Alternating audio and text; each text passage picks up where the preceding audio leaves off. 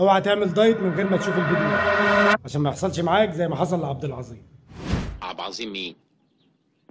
واحد صاحبي ما تعرفوش. عبد العظيم كان بيعمل 5 اخطاء يخلوه ما يستفيدش من الدايت ويزيد في الوزن. واول غلط كان بيعمله عبد العظيم انه كان بيفضل صايم طول اليوم ويجي بالليل ياكل وينام ويصحى من النوم بدل ما يخس بيزيد في الوزن. وده لانه لازم يوزع الاكل بتاعه بين الفطار والغداء ويتعشى عشاء خفيف.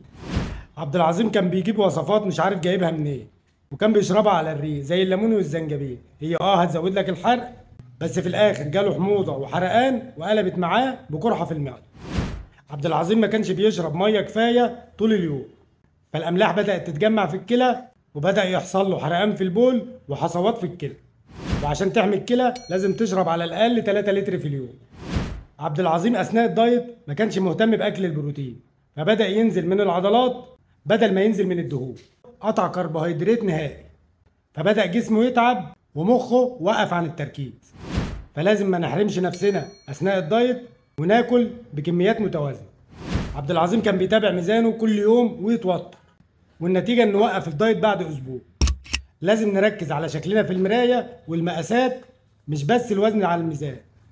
عبد العظيم جاب ادويه من على النت اللي حكيت لك عليها الفيديو اللي فات.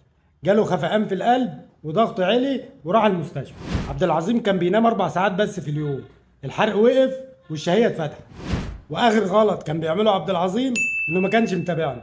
فتابعني عشان ما يحصلش معاك زي ما حصل لعبد العظيم وما تسالنيش عبد العظيم مين.